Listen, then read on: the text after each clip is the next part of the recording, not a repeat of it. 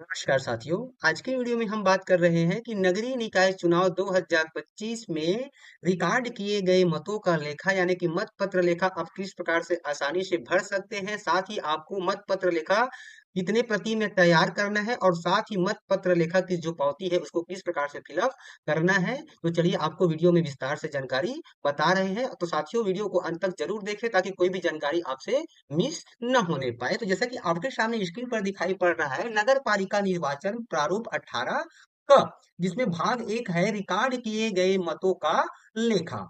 पहले बात कर लेते हैं कि इसको कितने प्रति में आपको भरना है। तो साथियों आपके जो मतदान केंद्र में जितने एजेंट रहेंगे आपको सभी एजेंट को एक एक मत पत्र लेखा देना है। और यह जो मत पत्र लेखा है वह महापौर या फिर अध्यक्ष के लिए अलग भराएगा और पार्षद के लिए आपको अलग अलग तैयार करना है। तो यहाँ पे स्पष्ट हो गया है कि आपके मतदान केंद्र में जितने एजेंट रहेंगे उन सभी के लिए एक एक प्रति मत पत्र आप तैयार करेंगे उनको देने के लिए। साथ ही आपको 2 प्रति आपको जमा करनी है और 2 प्रति आप अपने पास सुरक्षित रखें। तो इस प्रकार से आपको इतने मत पत्र लेखा तैयार करना है। तो इसके अनुसार से आपको काउंट कर लेना है। तो यहाँ पर देखिए हम बात करते हैं कि नगर पालिका निगम, यदि आपकी जो ड्यूटी है नगर पालिका निगम में लिख लगा होगा तो यहाँ पे आपको नगर निगम का नाम फिल कर देना है। उसके बाद फिर इस प्रकार से आपको महापौर पे टिक कर देना है। अब यदि आपकी जो ड्यूटी है नगर पालिका परिषद या फिर नगर पंचायत में लगा हुआ है तो यहाँ पे आपको नगर पालिका परिषद या फिर नगर पंचायत के नाम यहाँ पे आपको भरना है। उसके बाद यहाँ पे अध्यक्ष में आपको टिक कर देना है जब आप महापौर या फिर अध्यक्ष के लिए मत पत्र लेखा तैयार कर रहे हैं। अब अब यदि आप पार्षद के लिए तैयार कर रहे हैं तो यहाँ पे आपको नगर पालिका निगम, नगर पालिका परिषद या फिर नगर पंचायत का यहाँ पे आपका नाम आ जाएगा और यहाँ पे संबंधित वार्ड का नाम आ जाएगा से पार्षद का निर्वाचन। तो इस प्रकार से क्लियर है कि आपको पार्षद के लिए अलग मत पत्र तैयार करना है और महापौर या फिर अध्यक्ष के लिए अलग तैयार करना है। उसके बाद यहाँ पे कहता है कि मतदान केंद्र का क्रमांक और नाम। तो यहाँ पे आपका मतदान केंद्र का क्रमांक आ जाएगा, यहाँ पे आपको उसका नाम फिल कर देना है। उसके बाद कहता है कि मतदान केंद्र में प्रयुक्त मतदान मशीन की पहचान संख्यांक, यहाँ पे नियंत्रण यूनिट क्रमांक यानी कि कंट्रोल यूनिट का जो नंबर होगा उस नंबर को यहाँ पे आपको फिल करना है। उसके बाद यहाँ पे आपको मतदान यूनिट का क्रमांक फिल करना है यानी कि बैलेट यूनिट का। यदि आपके यहाँ 2 बैलेट यूनिट लगा हुआ है प्रत्याशी अधिक होने पर तो आपको दोनों का इस प्रकार से अलग अलग नंबर फिल कर देना है और एक होने की स्थिति में आपको केवल एक ही नंबर फिल करना है इस तरह से। इसके बाद इसमें नंबर 1 कहता है कि मतदान केंद्र को नियत निर्वाचकों की कुल संख्या। तो यह जो संख्या है आपको मतदाता सूची की चिन्हांकित प्रति से उपलब्ध हो जाएगा। तो वहां से आपको इस संख्या को फिल कर देना है टोटल। फिर नंबर 2 में कहता है कि मतदाता रजिस्टर प्रारूप 14 क में यथा प्रविष्ट मतदाताओं की कुल संख्या। तो यह आपको मतदान अधिकारी क्रमांक 2 के रजिस्टर से प्राप्त हो जाएगा। तो जितने भी यहाँ पे आपको टोटल संख्या लास्ट में दिखेगा उस संख्या को यहाँ पे आपको फिल कर देना है। जैसे कि यहाँ पे हमने एग्जाम्पल के लिए 1021 का निर्वाचक है जिसमें मतदाता रजिस्टर प्रारूप 14 का के अनुसार से कितने हैं 843। उसके बाद नंबर 3 कहता है कि मतदान अभिलिखित न करने का विनिश्चय करने वाले मतदाताओं की संख्या, यानी कि ऐसे मतदाता जिन्होंने मतदान नहीं करने का निश्चय किया है, जिसकी जो प्रविष्टि है क्या है कि मतदाता रजिस्टर में हो चुका है, उसके बाद उन्होंने मतदान न करने का निश्चय लिया है, तो उसकी संख्या यहाँ पे आपको फिल कर देनी है। यदि नहीं है तो आपको यहाँ पे निरंक फिल कर देनी है और होने के मामले में उसकी संख्या यहाँ पे आपको फिल कर देना है।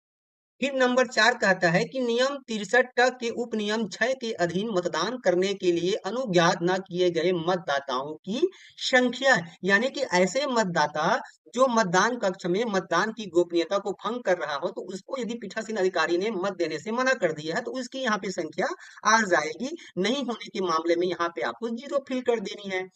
उसके बाद नंबर 5 कहता है कि मतदान मशीन के अनुसार रिकॉर्ड किए गए मतों की कुल संख्या। तो आपके यहाँ पे मतों का मतलब है वोटरों की संख्या। तो मतदान मशीन में आपको लास्ट में जब जैसे ही आप मतदान क्लोज करने वाले होंगे उसके पहले आपको टोटल दबा करके टोटल देखनी है। तो जितना टोटल होगा उस संख्या को यहाँ पे आपको मेंशन करनी है।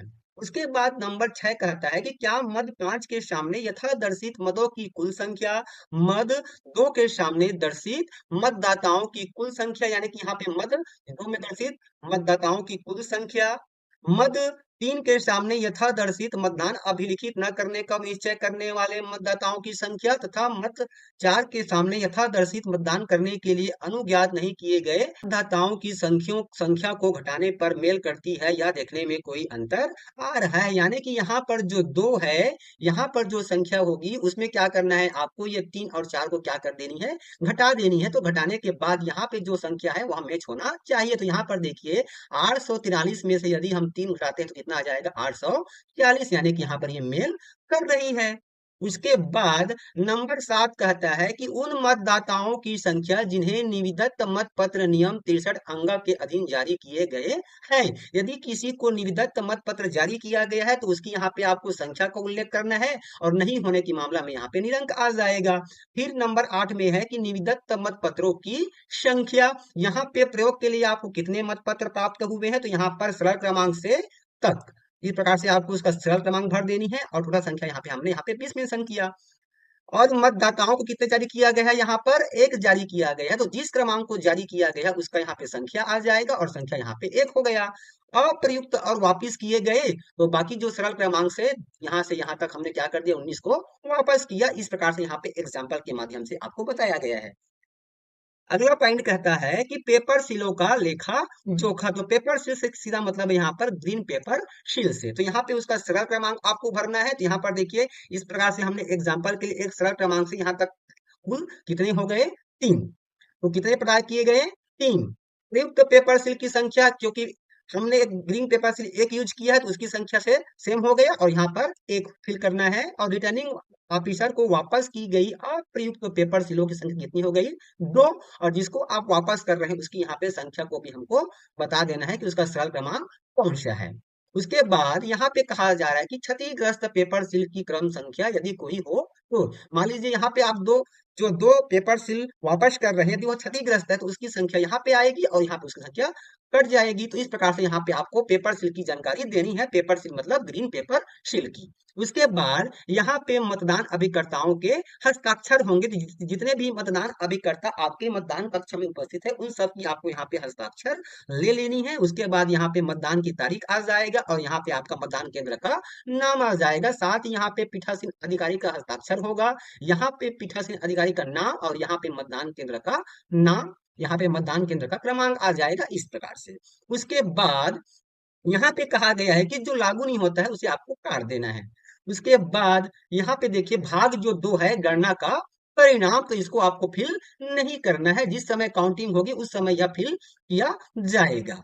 उसके बाद नीचे में आप देखते हैं यहाँ पे कहा जा रहा है कि नगर पालिका निर्वाचन, जिसमें कहा जा रहा है कि रिकॉर्ड किए गए मतों का लेखा की पावती जो है परिशिष्ट 18, तो इसको आपको तैयार करनी है। इसमें कहा गया है कि मैंने निम्नांकित मतदान अभिकर्ताओं को जो मतदान के बंद होने पर उपस्थित थे और जिन्होंने नीचे हस्ताक्षर किए हैं उन्हें रिकॉर्ड किए गए मतों का लेखा की एक एक अभिप्रमाणित सत्य प्रति दे दी है। तो यहाँ पे पीठासीन अधिकारी का हस्ताक्षर रहेगा, यहाँ पे उनका नाम, और यहाँ पे मतदान केंद्र का क्रमांक, और नीचे में यहाँ पे हो जाएगा मतदान की तारीख, और यहाँ पे उपर्युक्त मत पत्र लेखा की एक अभिप्रमाणित सत्य प्रति प्राप्त की। यहाँ पे अभ्यर्थी माने कि जो कैंडिडेट है उसका नाम होगा, और यहाँ पे उसके एजेंट का नाम, और साथ ही यहाँ पे उसके हस्ताक्षर। उसी प्रकार से यहाँ पर दूसरा अभ्यर्थी का नाम, उसके एजेंट का नाम और उसका हस्ताक्षर, इस प्रकार से इसको आपको फिल करना है। उसके बाद नीचे में कहा जाता है कि नंबर 2 की निम्नलिखित मतदान अभिकर्ताओं ने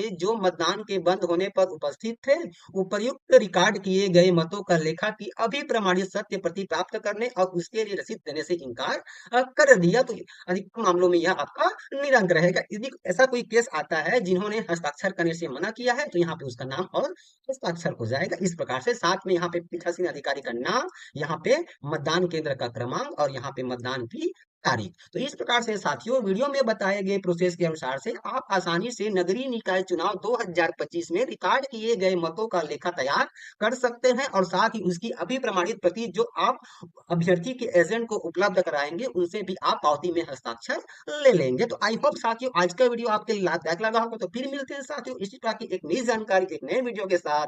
तब तक के लिए साथियों नमस्कार, जय जोहार।